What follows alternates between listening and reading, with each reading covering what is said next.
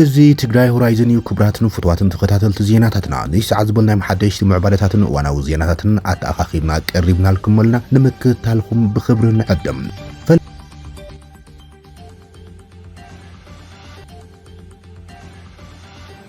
فلما زه حلف قدام 29 ጉበት 2018 ዓመት ምረት ዘውግሕ ለይቲ ኣብ ልዕሊ ትግራይ ዝተፈጸመም መስካሕክሒ መጥቃዕቲ ድሮን ስዒቦም ዝተፈላለዩ ሓደሽቲ ምዕባለታት ይስምዑም ዘሎም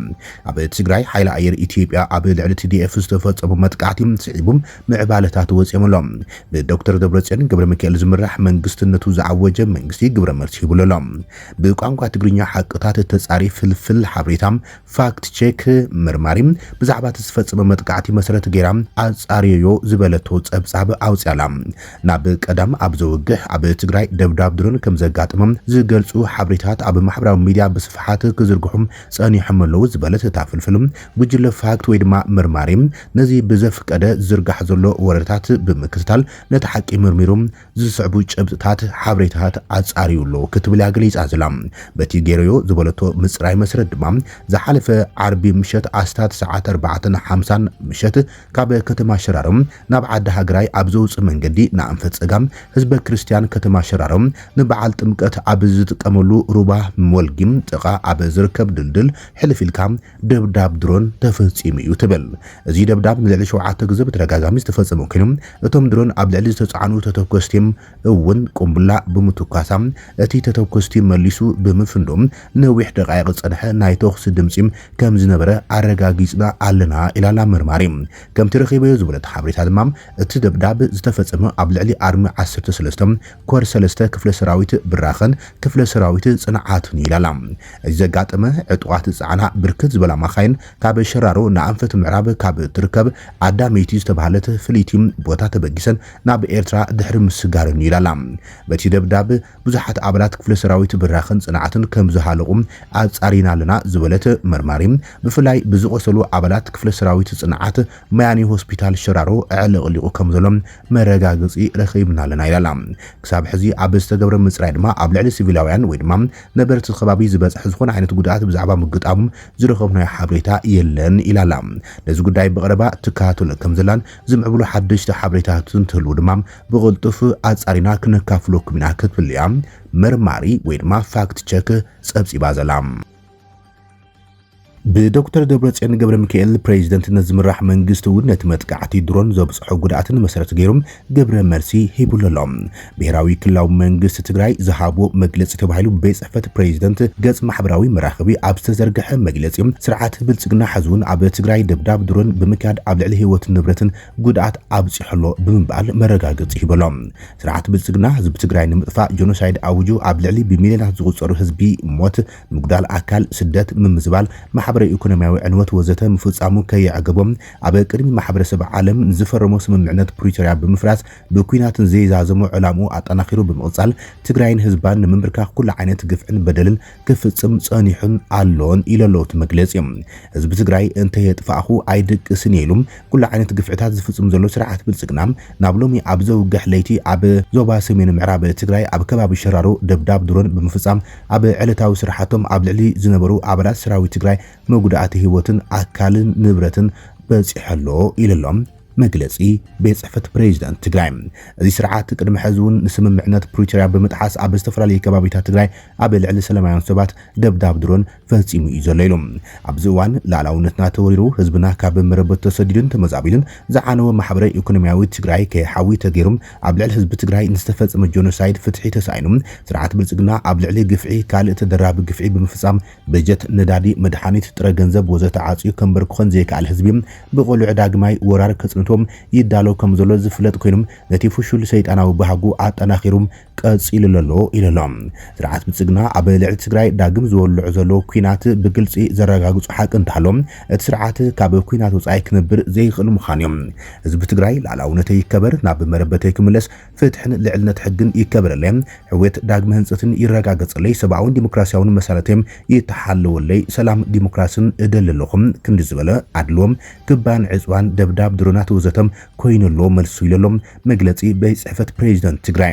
ሕቶ ሰላምን ተዕግስትን ህዝቢ ትግራይ ከም ፍርሒ ተቆፂሮም ህዝቢ ትግራይ ትማሊ ብግፍ ዓብያን ኣይተመርከኸን ጥራይ ዘይኮነም ግፍዒ ዝወለዶ ቃልሲ ካይዱ ጸላእቱ ቀቢሩ ለሙን ንህዝቢ ትግራይ ብብድዕ ምንብርካኽ ከም ዘይከኣል ክፍለጥ ይግባእ ኢሎም በዘጋጣሚ ነቲ ሎሚ ዝተፈጸመ ደብዳቤ ስዒቡም ጽኑዕ ተቃላሳይ ህዝቢ ሸራሮን ወረዳ ታሕታይ ኣድያቦን ንዘርኣዮ ድጋፍን ሕራንን መንግስቲ ትግራይ ዘለዎ ናዕዳ እናገለጸም መላእ ህዝብና ሕዝቡን ሓድነትካ ብምስጣም ውዳበታትካ ብምጥንኻርን ኣብ ጎኒ ዓቕምታት መኸተ ትግራይ ዓሲልካ ንምውሓስ ህልውናን ላዕላውነትናን ብጽንዓትን ሓድነትን ከም ትቃለስ ብምትእማን እዩ ኢሎም እቲ መግለጺ ቤት ጽሕፈት ፕሬዚደንት ኣብ መወዳእታ ስርዓት ብልጽግና ኣብ መላእ ኢትዮጵያ ከፊትዎ ዘሎም መዕነዊ ኩናት ከይተገተም ህዝብና ዓድን ናብ ዝኸፍአ ጥፍኣት ብምእታም እዚ ዞባ ናብ ዘይዛረብ ቅልውላው የእትዎ ከም ዘሎ ማሕበረሰብ ዓለም ተገንዚቦም ብኣጋሱ ጉምቲ ንክወስድ በዘጋጣሚ ዚም ነተሓሳስብ ኢሎም ኣብዚ ጉዳይ መሰረት ብምግባር ተጋሩ ተጠቀምቲ ማሕበራዊ ሚድያ ዝተፈላለዩ ርእይቶታትን ስምዒታቶምን ዘንጸባርቑ ዘለዉ ኮይኖም እቶም ብመጥቃዕቲ ድሮን ዝተጨፍጨፉ ተጋደልቲ ትግራይ ጉዳይ እቲ ዘጋጥሞም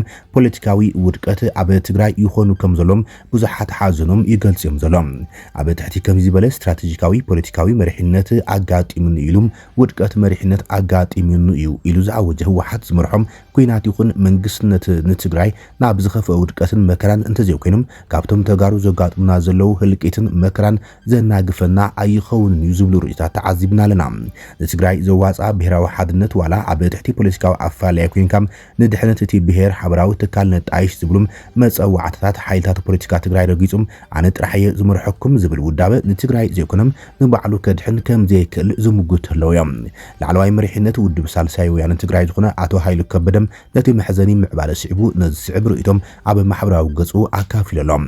ግድን እዩ ነቲ ሓደ ክንወቅስ ከለና ነቲ ግድን ድዩም ነቲ ሓደ ክንወቅስ ከለና ነቲ ካልእ ክንከላኸል ወይ ድማ ነቲ ሓደ ስለ ዘይነቕፍና ናይቲ ሓደ ደጋፊ ተገይርና ክንካሰስን ክንደሃልን ይብል ነበር ህወሓትን ብልጽግናን ጸላእቲ ህዝቢ ትግራይ እዮም እቲ ሓደ ዋና ጨፍጫፊ እቲ ሓደ ድማ ህዝቢ ትግራይ ክጨፍጨፍ ኣኻሊ ወይ ድማ ኢነብለር እዩ ስርዓት ብልጽግና ቀታሊኻ ምዃኑ ፈሊጥካ ነዚ ዝምጥን ስትራቴጂ ምንዳፍን ደቂ ብሄርካ ሓልዮት ምርኣይም ሓቢርካ ምምኽኻርን ምርድዳእን ዘይከኣልካ ጸላእየ ቀቲሉን ኢልካ ተጠሊዕኻ ኣውያት ዕንዝርናን ድንቁርናን ጥራሕ እዩ ዝበለ ኣቶ ሃይሉ ከበደም ጸላኢኻ ዳኣ እንታይ ድዩ ዝገብር ጠስሚቱ ዳኣ ክለኽየካ እዩ ይብል ጸላእቲ ህዝቢ ትግራይ ኣቦትኦሞሎም ምስ ጸላእቲና ጸገምና ከይንፈትሕ ዋና ዕንቅፋት ኮይኑ ዘሎም እዚ ድሕር ጉጅለ እዮም ተለሚኑ ተመኺሩ ሰብ ተማሂሉ ምስማዕ ካብ ኣበይም መንእሰይና ካብዚ ናይ ጥፍኣት ሓይሊ ምርሓቕ እዩ ግዜያዊ መፍትሒ ኩሉ ብውልቀስ ይኹን ብጉጅለ ነብሱ የድሕን ክሳዕ ኩልና ደቂ ብሄር እንተኣኻኽብን ሓበራዊ መፍትሕን ምውፃን እነምፅን እንራዳዳእን ኢሎም እዚኦም ዝመርሑ ወተሃደራዊ ወፍርሲ ትረፍ ፖለቲካውን ዲፕሎማስያውን መንገዶምን መንገዲ ስዕረት እዩ ክብል እዮም ላዕለዋይ መሪሕነት ውድብ ሳልሳይ ወያነ ትግራይ ዝኾነም ኣቶ ሃይሉ ከበደ ርእይቱ ይሂቡ ዘሎም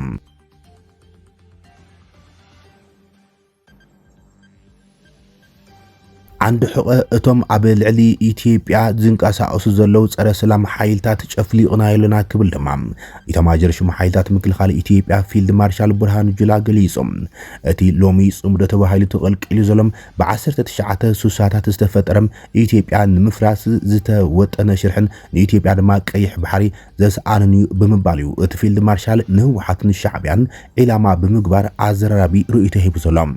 ሓላፊ ስታፍ ሓይልታት ምክልኻል ኢትዮጵያ ፊልድ ማርሻል ብርሃኑ ጁላ ንኢትዮጵያ ዘጋጥማ ዘለው ህልዊ ጸጥታዊ ቡድህታት ምስ ታሪኻዊ መዛግብቲ ብምትእሳር ሰፊሕ መብርሂ ሂብሎም ኣብ ቤት ትምህርቲ ስልጠና ሕጽያት ሞኮናት ሁርሶ ኣብ ዝተኻየደ ስነ ስርዓት ወታደራዊ ምረቓም መበል 27 ዙር ኮርስ ተጻዋርነት ዝተሳተፉ ፊልድ ማርሻል ብርሃኑ ጁላ እቲ ሕዚ ዝተዋለደ ጉጅለ ዕኑት ሓይልታት ወይ ድማ ጽምዶ ሓድሽ ተርእዮ ዘይኮነስ ኣካል ናይቲ ኣብ መጀመርታ 19 ሱሳታት ንኢትዮጵያን ምድኻም ዝተዳለወም ኣረጊት ስትራቴጂ ምዃኑ ገሊጾም መስርሕ ታሪኽ ክዝከርን ክመሃርን ከም ዘሎ ዝገለጸ እቲ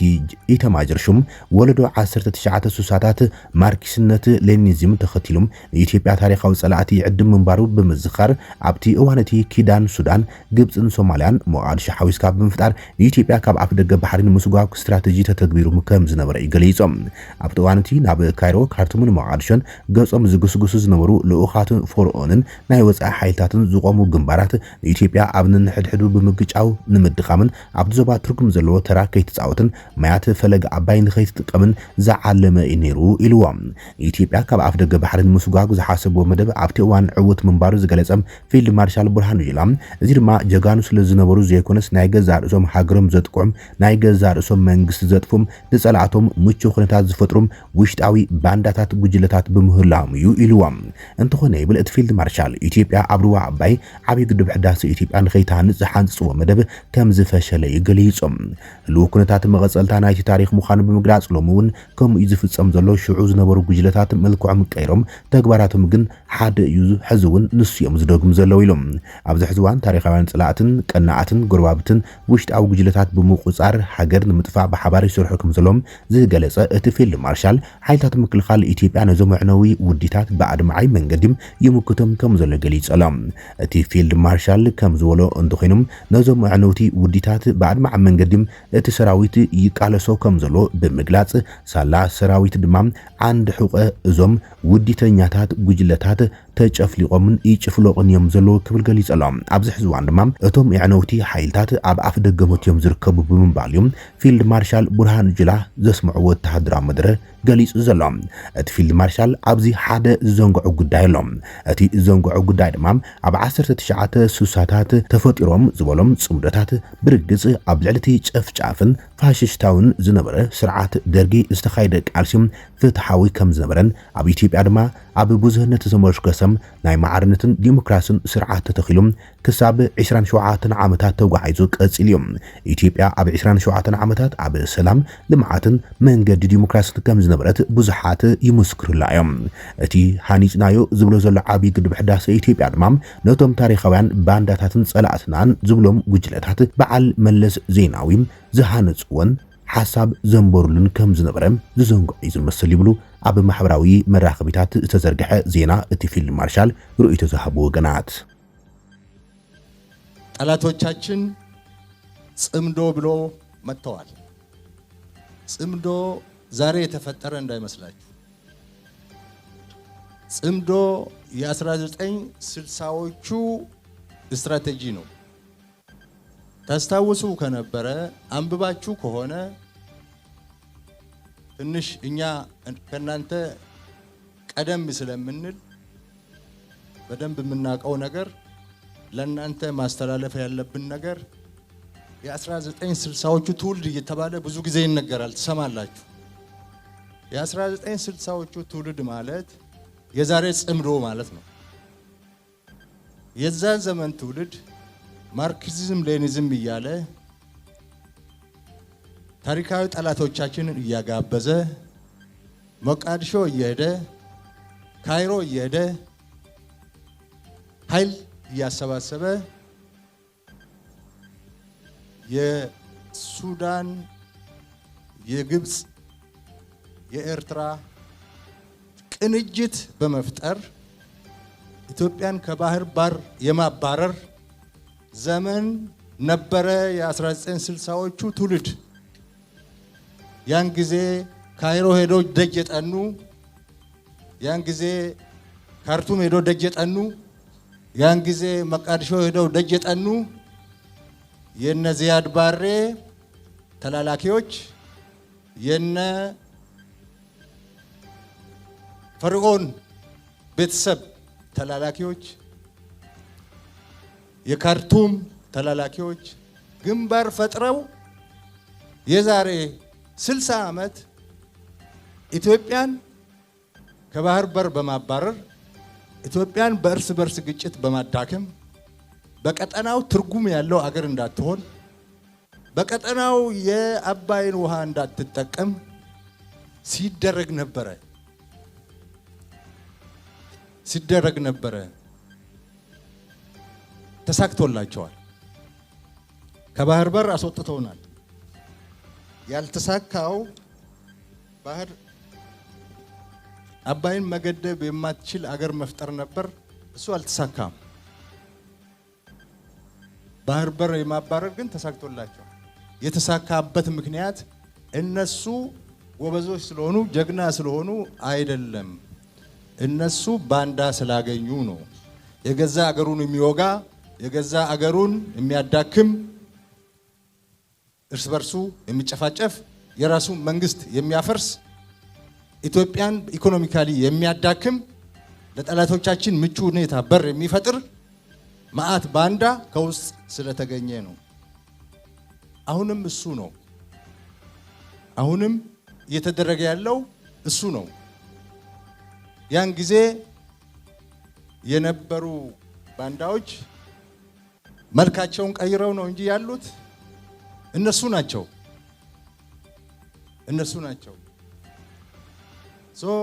ዛሬም ታሪካዊ ጠላቶቻችንና ምቀኛ ጎረቤታችን ተቀናይተው የውስጥ ባንዳ ቀጥረው አገራችሁን ለማፍረስ እየሰሩ ያለበት ጊዜ ነው። እድሜ ለመከላከያ ሰራዊታችን አከርካሪያቸውን መጥቶ ተሽመድምደው ጣረሞት ላይ ያሉበት ጊዜ ነው። ዩክሬን ኣብ ልዕሊ ሩስያ ማዕበላዊ መጥቃዕቲ ድሮን ኣፈጺማላ። ዓመታዊ ዝካየድ ኣህጉራዊ ቁጠባዊ መድረኽ ሴንት ፒተርስበርግ ኣብ ዝዛዘመሉ መድረኽ እታ ከተማም ካብ ዩክሬን ብዝተፈጸሙ ሰፋሕቲ መጥቃዕቲ ሰብ ኣልቦ ነፈርቲ ከም ዝተሃሰየት ሰብ መዚ እቲ ክልል ገሊፆምሎም። ኣመሓዳሪ ዞባ ሊንግራንድ ኣሌክሳንደር ድሮዘደንኮም ኣብ ማሕበራዊ መራኸቢታቶም ነቲ መጥቃዕቲ ኮኒንዎም። ቅጽበታዊ ጉድኣት ወይ ድማ ርኡይ ጉድኣት ኣብ ትሕቲ ቅርጺ ዛጊድ ኣይተጸብጸበን። ሙሉእ ለይቲ መጠንቀቕታታት ደብዳብ ኣየር ኣብ ቦትኡ ስለ ዝነበረ ነበርቲ ካብ ገዝኦም ከይወፁ መጠንቀቕታ ተዋሂቦም። መዕሩፈ ነፈርቲ ፖልኮቭ ሴንት ፒተርስበርግ ተዓጽዮም ብዙሓት በረራታት ተደናጉዮም። ካልኦት ነፈርቲ ድማ ናብ ካልኦት መዕሩፈ ነፈርቲ ተዘዋዊረን ከዓልባ ተገይሮም። እቲ ንልዕሊ 130 ሃገራት ዘጠቓለለ መድረኽ ቅድሚ ምኽፋቶም ኣብ ዝነበረ መዓልቲ ብ3 ሰነ ብተመሳሳሊ መጥቃዕቲ ሰብ ኣልቦ ነፈርቲ እውን ተወቂዖም። እዚ ዳሕረዋይ መጥቃዕቲ ፕሬዚደንት ዩክሬን ቮሎዲሚር ዘለንስኪ ኣብ ዝፀሓፎ ክፉት ደብዳቤ ናብ ፕሬዚደንት ፑቲን ብዙሓት ዩክሬናውያን ሰብ ኣልቦ ነፈርቲና ናብ መድረኽ ሴንት ፒተርስበርግ ክበጽሓ ይደልዩ ድሕሪ ምባሉ ድሕሪ 2 መዓልታትም ዝመጽእ ዘሎም። እዚ ድማ ነቲ ፍጻመ ፖለቲካዊ ጽልዋታት ተስሚሩሎም። ኣብ ተመሳሳሊ ደብዳቤ ዘለንስኪ ምስ ፕሬዚደንት ሩስያ ቭላድሚር ፑቲን ተራኺቡ ኣብ ዝርብ ሰላም ክኣቱ ድልው ከም ዝኾነ ሓሳብ ኣቕሪቡ ነይሮም። ይኹን እምበር ፕሬዚደንት ፑቲን ብዓርቢ ኣብ ዝሃቦ መልሲ ተግባራት ዘለንስኪ ትርጉም ዘለዎ ድርድር ከም ዘይከኣል ገይርዎ ብምባል ኣብዚ እዋን እዚ ምስ ምርኻብ ትርጉም ከም ዘይብሉ ገሊፆም። ብተወሳኺ ኣብታ ደብዳቤ ዘለንስኪ ቋንቋ ምጥቃም ዘይግቡን ድፍረትን ክብል ይነጽግዎ ፑቲን መንግስቲ ሩስያ ንልዙብ ክፉት ምዃኑ ደጊሙ ዝገለጸ እኳ እንተኾነ ሱር ጠንቂ ናይቲ ፀገም ምፍታሕ ቅድመ ኩነት ምዃኑ ረጋጊጸሎም። ብኻልእ ወገን ድማ ሰበስልጣን ሩስያ ኣብ ግንቦት 2024 ምርጫ ቅድሚ ምካያዱ ዕድመ ስልጣኑ ከም ዝወድእ ብምጥቃስ ሕጋውነት ቀጻሊ ፕሬዚደንት ዘለንስኪ ብግልጺ ኣብ ሕቶ ምልክት ምእታው ቀጺሎም ኣሎም። ክቡራትን ፍትዋትን ተኸታተልቲ ዜናታትና ንይሰዓት ዝብልና ሓደሽቲ ምዕባለታትን እዋናዊ ዜናታትን ዛዚምና ንምክትታልኩም ነመስግን። ሰላም